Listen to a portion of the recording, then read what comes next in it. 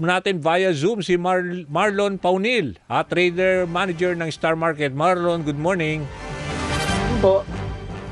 Marlon, kamusta? Kailan lang nakausap tayo, di ba? The other day, kamusta ang ano ninyo, ang feedback ninyo sa mga diyan sa mga presyo ng bilihin? Yes po. Lahat po siguro sa Ah, paninda natin ng gulay, Oo. siguro mga 90% ng mga paninda is nagtaas na yung presyo. Ganun? Oo, ng Yes. gulay? Oo. Yes po. By how much percent? Bale, depende kung anong produkto, kung ampalaya, talong, Yes.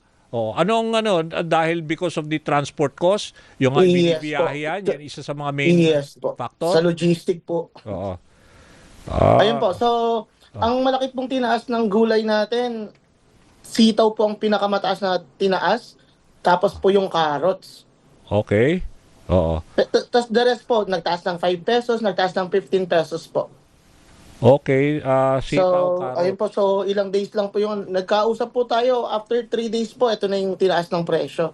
Okay. When you say ano to, lahat na public market, supermarket, saan ba yun, 'di ba? Most of the Yes po. stores nyo nasa Caloocan? Ah. Yes, dito po kami located sa Novaliches. Oo, tama. So, Ah. opo. So, dito po sa Novaliches, mataas na yung presyo. I-compare po sa Balintawak. Mhm. So, ayun po yung ano natin. Ayun po yung pinagbabasehan natin. May mga items na mas mura po dito sa Novaliches, pero Mhm. karamihan mas mura pa rin sa Balintawak. Pero nagtaas na rin po versus sa 3 days na lumipas. Mhm. Meron din paggalaw pa na inaasahan tayo kasi hindi pa naman tapos itong pagtaas na pagsirit ng presyo ng petrolyo. Ba ini-expect tataas na naman daw. So, ini-expect ba ninyo lalo na yung mga traders ninyo na mag-deliver, syempre, feeling nila tatamaan na naman sila. Oo nga po.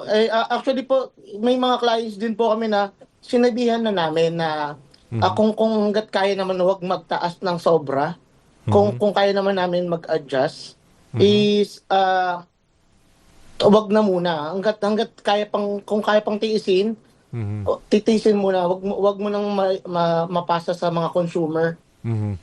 Pero for now ba, Marlon, ang concern nyo, yung mga agricultural products, mga vegetables, ganyan, prutas, yung mga, let's Yes say, po. meat products, wala namang kayong ano doon, no? Opo. Oo, wala kayong concern sa ganun, hindi nyo hawak yun, ano? Yes po. Okay. 'Di ba sa mga karne naman po, versus po nung last time nagkausap, Oo. hindi po siya gumalaw actually. Akala ko nga po, sabi Baboy, ng mga manok? Baboy, manok? opo, hindi po siya Oo. gumalaw, since nung Tuesday po. Okay. Pero ina-expect mo rin na, although kasi ang mga hogs naman, o mga livestock, karamihan ba mga supplier niya galing din ng probinsya? Yes po, mostly Ah. sa coming from Bulacan po. Bulacan. So merong biyahe din yan na merong cost sa Yes po. paggalaw. Okay. Eto mga gulay na sabi mo na tumaas, lalo na ito mga sitaw at saka yung carrots. Saan ba galing yan? Sa North? Sa Baguio? Baguio po sa carrots po. Okay. Ano pa ba yung mga, let's say, mga gulay, lalo na yung mga misis na nakikinig sa atin ngayon, yung mga ampalaya ba, talong na normally ginagamit sa sahog, ano ba, tumaas din? Mga bawang, sibuyas? Ah, Yung ampalaya po natin, Oo.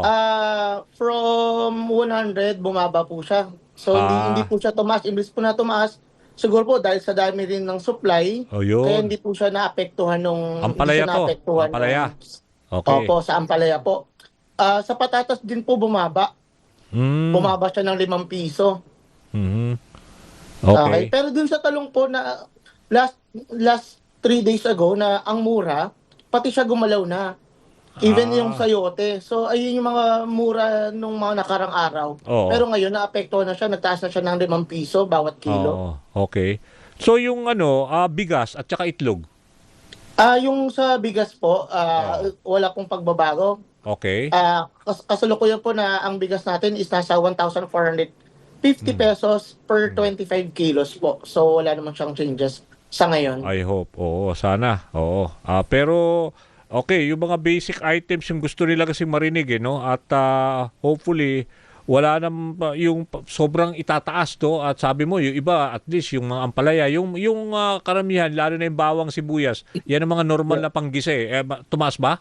Oo. Yes po. Sa sibuyas, bawang, pati po sa luya, nagtaas na rin po sila ng 5 piso bawat kilo. Ah, okay. Yung kamatis po natin na Oo. dati sobrang mura na Oo. 25 pesos, ngayon po nasa 40 pesos na po siya. So ang laki Oo. po ng tinaas, 15 pesos per kilo. Oo.